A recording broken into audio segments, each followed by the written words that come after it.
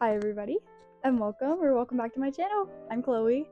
I know this is different from my normal form content, but I wanted to try something new today, and today we are going to do a mid-year book tag. July is officially over, which is so insane to me, which means we are officially halfway through the year. And I have a reading goal of 35 books this year, and we are currently at 23, which I think is pretty good. That's pretty good pace, but I would like to up it to 50, which, okay, I know that's like kind of a drastic jump, but last year I read 43 books, and during Christmas time, I get on it. I start reading every book that comes into my hands.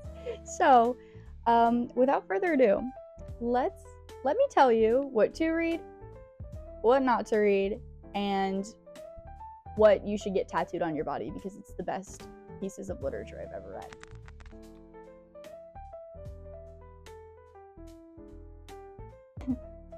Okay, so first up, I read a book that I do not have a physical copy of, so I can't hold it up for you this whole time and talk about it. But the first book I read this year was The Book Thief by Marcus Zusak. And how I love this book. I read this book all the way back in 8th grade, but I decided to reread it this year because I was like, wait, why am I kind of forgetting about it? Because it was so good, but I just can't recall everything about it. And I had a lovely friend who let me borrow it. And also, I'll make sure to keep all the books up here and my ratings and such, so you guys know what I'm talking about while I'm just sitting here talking. But The Book Thief follows a little girl named Liesel, and she gets adopted by two parents, and it explores her world during World War II. Yes, and it is really sad, and it kind of talks about how peace and hope are very difficult to keep alive, but do exist during this time.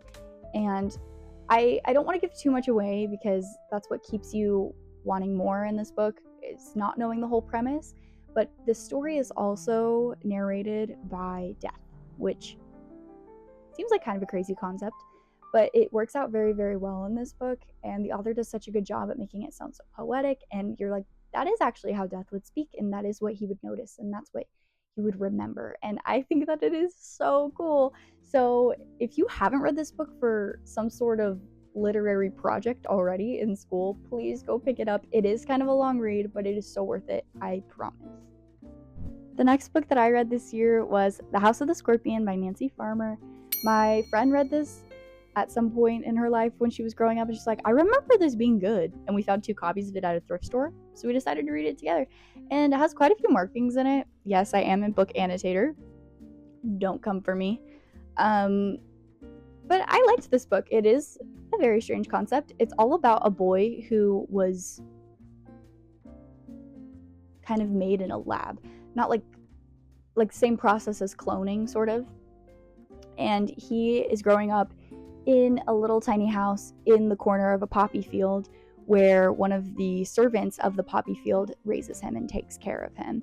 And he has no idea why his life is the way that he is, or that he is not fully human, but you watch him slowly realize that, and as he starts to form bonds and relationships with other people other than his caretaker.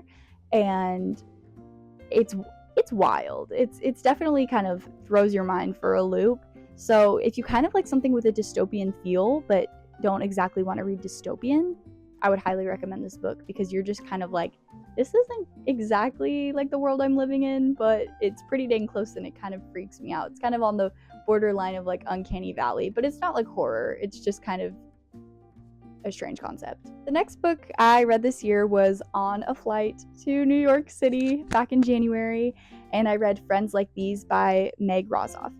And to be honest, this book was pretty forgettable, and I hate to say that about any book because I wish I could just remember them all and love them all and connect with them all. But this book follows a girl who's going to New York City, and that is why I picked it up, because it said New York City on the back cover, and I will not lie, that is the only reason I picked it up, and that is kind of all I remember about it. But I remember liking certain aspects of it, but just overall wasn't really my cup of tea. If you were to go pick up a book about a young girl going to New York City and exploring that area for the first time in her life, I would so much rather you read The Bell Jar by Sylvia Plath, which we will talk about that later because I also did read that this year. But overall, Friends Like These, just kind of just kind of for me. The next book I read this year was Pineapple Street by Jenny Jackson. And okay, number one, can we like admire this cover for a second, because it's so pretty, and it is part of the reason that I picked it up. Who could blame me though, because it's so cute. And there are quite a few, actually I forgot to show you guys the markings. There are quite a few markings in this book too. However, it wasn't really my favorite as a whole. I think there were moments that I really, really loved within it, but the entirety of it just kind of fell flat. I felt like a lot of the conflict in this book was very, very forced. There are a lot of perspectives within this book, because it follows a family who is very prestigious and rich, and they own a house on Pineapple Street in New York, and there's kind of a lot of conflict on like, ooh, who's going to own the house and who's going to get rid of all of our memories inside of it. And it kind of explores familial arguments in a way that I don't exactly agree with, but I guess that's why we read books, is to disagree with certain takes on things and then adapt from them. But overall, I thought this book was well done. I think the author was talented at what they do. I just don't think I agree with all of the conflict resolution exactly. But if you do want a nice like atmospheric read for New York City, I'd recommend it, because I did enjoy reading about the place I was visiting, so that was cool. The next book I read this year I also don't have a physical copy of, and that is The Bell Jar by Sylvia Plath. I really like this book, and I currently don't have it because I lent it to a friend. This book does cover like a lot of heavy topics, but if you read all of the topic warnings and you're like, oh, I'm in, I would definitely say that you should read it. It follows a girl who's going to New York City. She's trying to find her place there within her career, within meeting new people, all that jazz. And by the end of the book, it ultimately shows this woman falling deeper and deeper into insanity. And it's very, very fascinating. And there's also an analogy in this book. It's called the fig tree analogy. You could go look that up right now and be obsessed with it like I am. But the fig tree analogy is within that book, and Sylvia Plath writes it so well, and I could just talk about it all day because it's just so amazing. Also, if you're a fan of Lana Del Rey, Sylvia Plath is a huge inspiration for her and her poetry, so if you're into that sort of thing, I would definitely recommend any of Sylvia Plath's works. This is the only one that I've read, but I am planning on reading more, and I will update you. The next book I read is Heartless Hunter, and it is by Kristen Cicerelli. Hopefully I said that right, but I love this book. I'm not a big fantasy girl, but this book took the cake for me. This is like my guilty pleasure book. Like, I like start giggling and kicking my feet whenever I talk about it.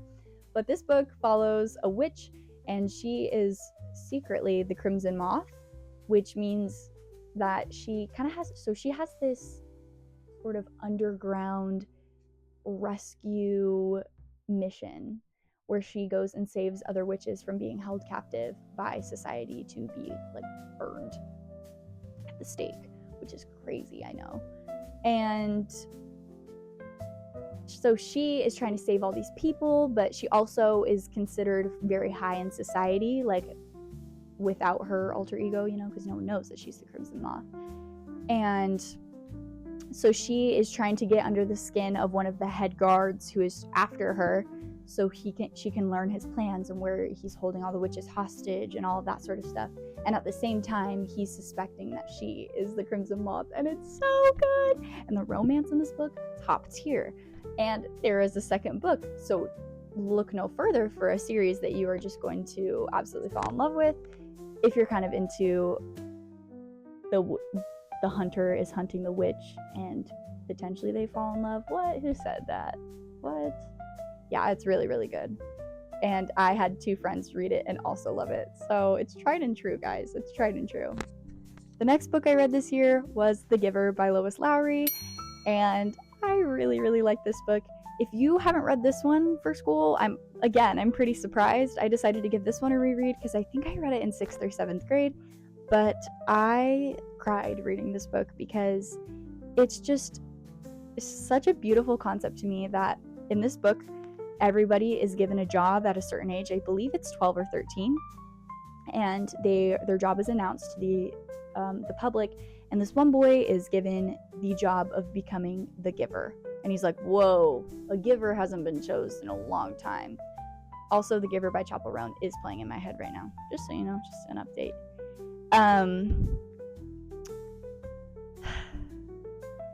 But he's selected to be the giver, and the giver is someone who holds all of the memories from past generations all within them, so they can keep them for future generations. But no one else knows the memories, it's just him.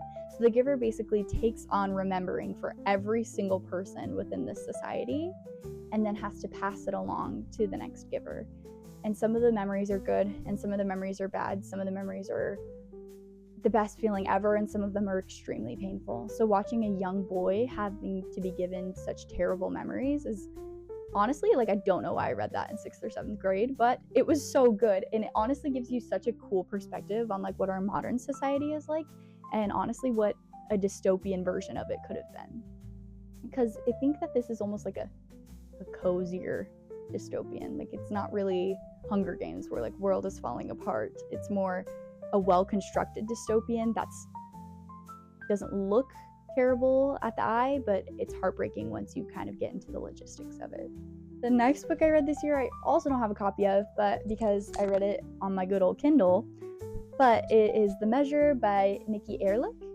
And this book was so cool. It's all about so everybody in the world, if they were over the age of 21, I believe, they are given a package on their doorstep. It's unannounced. It was all on the same day.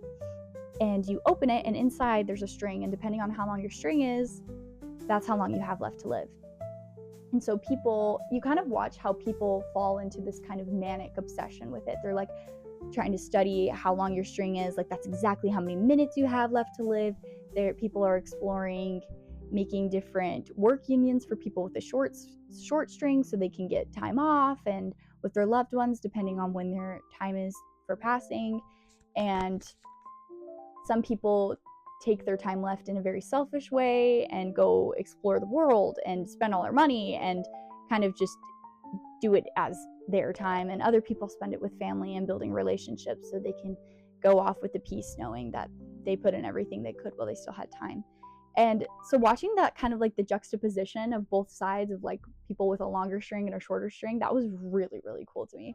And this book was very well done. There was a lot of point of views, which I always love in a book because I kind of get bored of one person talking the entire time. But I definitely enjoyed this book and would recommend it because my aunt recommended it to me and I really liked it. The next book I read was The Virgin Suicides by Jeffrey Eugenides, I think. And this book explores a concept that I really, really like within literature, movies, all the things. I really like when people talk about the deterioration of something from the inside before it projects its way outwards. So this book follows a family of girls who are very, very sheltered. They're not allowed to go out to parties. They're not allowed to go to the prom. They aren't allowed to, all the things, and they're all sisters. And their parents, through these restrictive actions, end up hurting them more than helping them. And you watch as their household kind of falls into almost a distorted version of what the perfect family looks like. And it doesn't manifest itself outwards until each one of the girls passes.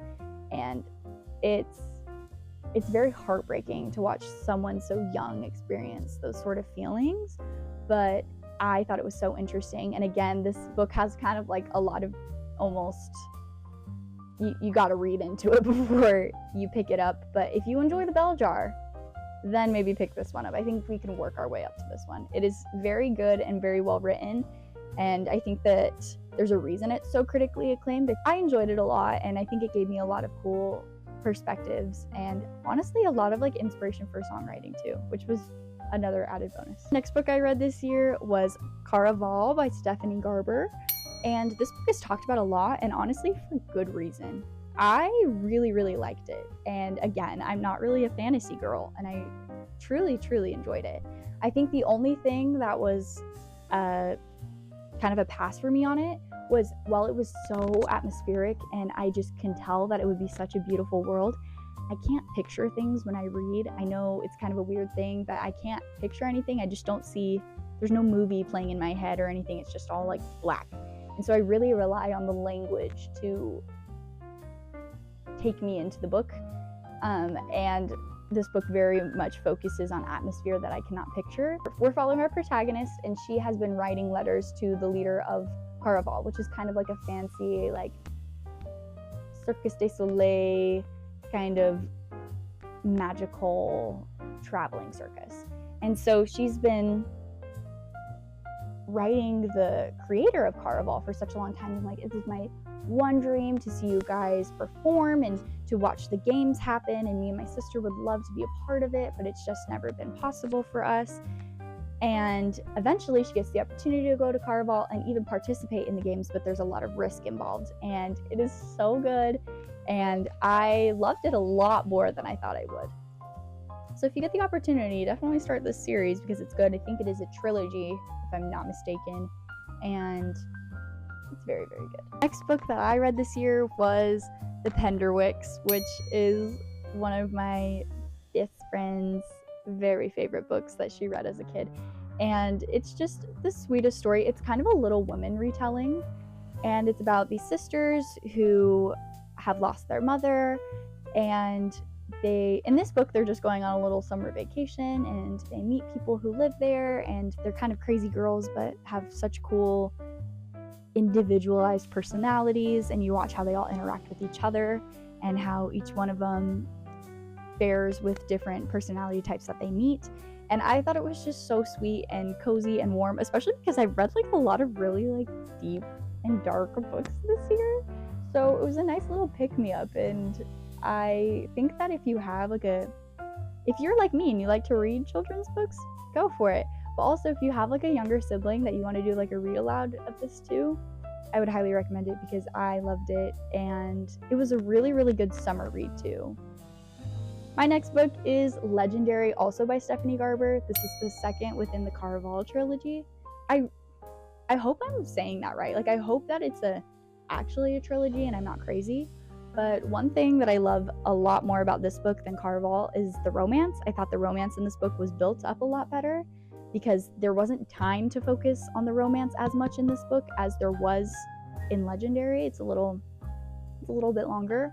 I also like the protagonist that we follow in the story. I don't really want to say too much about this book because it just so happens that if I tell you too much about this book, then it'll spoil things in this book for you. But I kept reading the Caraval trilogy and ended up liking it even more, and so I really, really do need to go pick up the third book and read that one as well. The next book I read this year was A Thousand Boy Kisses by Tilly Cole, and this book has been talked about, I think, a lot on Book Talk. I personally don't have TikTok, but I have heard a lot about it, and I had a friend recommend this to me, and this is easily the book I cried in the most this year thus far. It is so incredibly sad, but so worth it. This follows two childhood best friends who fall in love, and then one of them has to move away, and then they don't see each other for a really long time, and then he moves back. And so this book kind of grapples with, like, is everything going to be the same? Is nothing going to be the same? Does he still love me? Do I still love him? Why did he leave? And why am I still in love with him? You know what I mean? But I could talk about this book all day. If we want to have like a little book club chat about it, I'm so in. And the romance is so wholesome and just endearing, and I love that in a romance. And I think that childhood friends to lovers is one of my, or just friends to lovers in general, is one of my favorite tropes. So definitely go pick up this book if you are like me. The next book I read was Divine Rivals, and that is by Rebecca Ross. If you have not read Divine Rivals, oh my gosh, please do. I feel like reviews on this book are actually quite polarizing. People either love it or hate it, but I personally loved it. This book explores two writers fighting for the same position at a newspaper place, I suppose. One thing leads to another, and they end up writing each other letters that appear to each other, and they have no idea that they are writing one another. Hopefully that makes sense.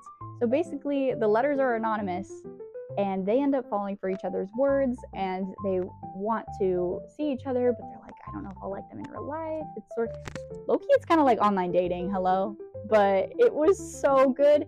And at the same time, there's another kind of storyline where there's a war going on, and that kind of influences a lot of how the character dynamics are and how the world as a whole is shaped. And I thought it was just so good, and the writing is so beautiful. I read this on my Kindle, and there are a million highlights in this book because it is so good.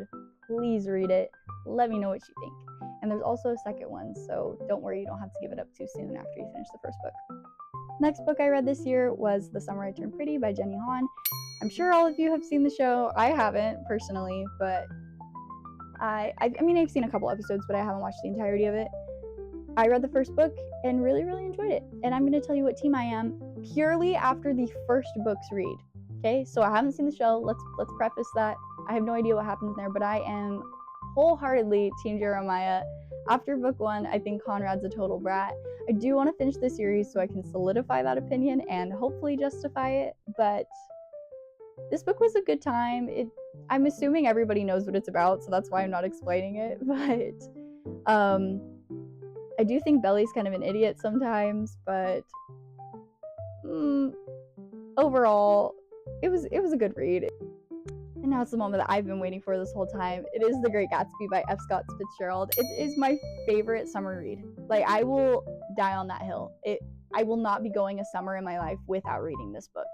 And I typically read it in 1 to 2 days. It's a short read, it's a classic, it makes you feel smart. But F. Scott Fitzgerald is also so good at what he does, and he has created so many beautiful words that are used now. And he has one of my favorite words of all time in this book that one of my English teachers in high school showed me, and it is echowalia. If you find it in this book, let me know. Let's talk about it. There's a lot of symbolism in this book.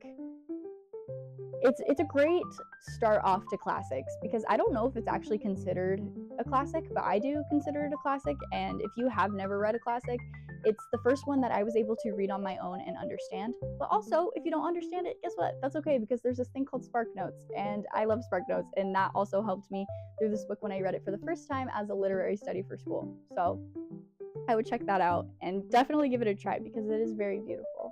My next book that I read is You Know Where You Love Her. It's Emily Henry with Beach Read. I really enjoyed this book, and also I'm kind of noticing a pattern that all my books I've loved this year have taken some sort of spin off of one of the characters being an author or a writer or working within that industry. And that is the case in this book too. We follow an author and another author who kind of have rivaling careers, and also their names are Augustus and January. Tell me that's not the cutest thing you've ever heard. Imagine just being in love with someone else with another month name. Okay, I'm in. Call me May. So they write polar opposite genres of books, and they end up being in the same small town.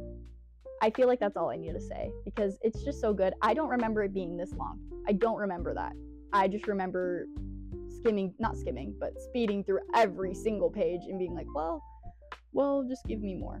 And this book doesn't top Happy Place, which is my favorite Emily Henry book and maybe one of my favorite summer romances of all time, but it is very close because it is incredible.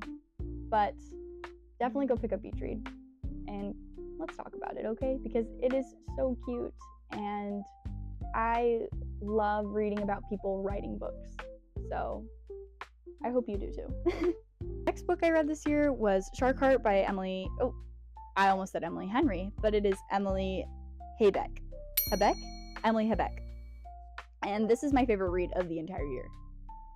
Hands down. I'm going to tell you the premise, and you're going to be like, Chloe, no, that sounds weird. I'm not reading that. And then I'm going to tell you, no, you are. And then I'm going to buy it for you and force you to read it, because it is so good. So in Shark Heart, there's a newlywed couple, and the husband finds out that he is unfortunately diagnosed with a condition that makes him slowly turn into a great white shark. Okay. Now, before you at me, no, she doesn't fall in love with a great white shark. She's in love with her husband. And this whole book, you're anticipating oh, she's gonna have to let him go because he's going to turn into a shark and he cannot live on land. And so you're just watching someone go through this grief of someone they just married and just vowed to stay with forever have to be released out into the wild just to like never be with them again. And yeah, did I cry? Yeah, I did.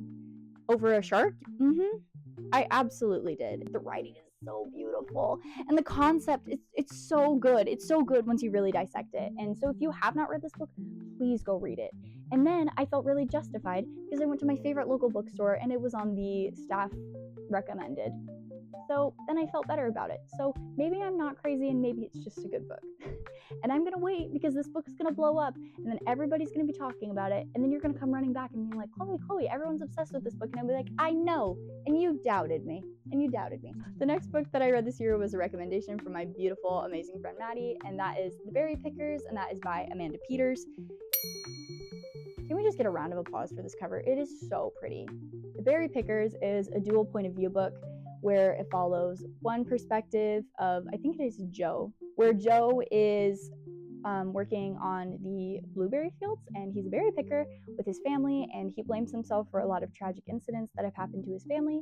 And then the other point of view is Norma, and she grows up in a household where she is very enclosed and closed off from the world, and she doesn't understand why her life is that way and why her parents are so secretive and sheltering of her. And she has a lot of really cool relationship dynamics throughout the book that I think are very beautiful, and I think a lot of the heavy topics in this book are handled very well. And in Maddie's review of it, she said that she thought she read a classic before it was considered a classic, and I will double down on that, and I do think that this could be a very critically acclaimed classic very, very soon, because I thought it was just so beautiful and amazing. If you like dual point of views, definitely pick up this book because they're both very good. I did end up preferring Norma's over Joe's because I thought Joe's got a little bit redundant, but everything that is still written about Joe is still awesome and it's still good. I just wanted more Norma because I just related to her a little bit more. The next book I read is The Alchemist, and this is by Paulo Coelho, and this is a translated book. And one thing I struggle with translated books is sometimes I feel like they get a little bit redundant or they seem to focus on the wrong thing, but I think that's just because no language can translate itself perfectly. And The Alchemist, I was really, really expecting to love it because it's so widely acclaimed and everybody loves it, but unfortunately I was not one of those people. And I suppose that's okay, but I really wanted to like it. It's not that I didn't like it, it's still very good. It's just, it kind of felt like a self-help book disguised in a classic adventure type novel. So this book follows a young shepherd boy, and he goes out into his trade route, and he meets this king, and he's like, hey, there's this treasure waiting for you over there if you go and dedicate your life to it. Like, you can't really be a traveling shepherd anymore, but if you want to go get that treasure, I'll tell you how to do it. And so then he has to like decide, oh, am I going to be a shepherd? Am I going to go get the treasure of my dreams and the life I've always wanted? And I do think how love is written in this book is so beautiful. May it find me. It's that aspect of the book I absolutely adored, and I was highlighting all of those lines about love. But kind of the personal destiny and all of that sort of stuff felt very redundant. The first couple times I heard it, I'm like, wow, that's amazing. And then after like the 45th time of hearing it, I was like, okay, personal destiny, awesome. I get it. And that is a very central themed book, so I understand why it was written that way, but it just really wasn't my speed, if that makes sense. The next book I read was Tom Lake, and this is by Ann Patchett, one of her many probably amazing books. I have 4 more on my shelf that I need to read because I enjoyed this one.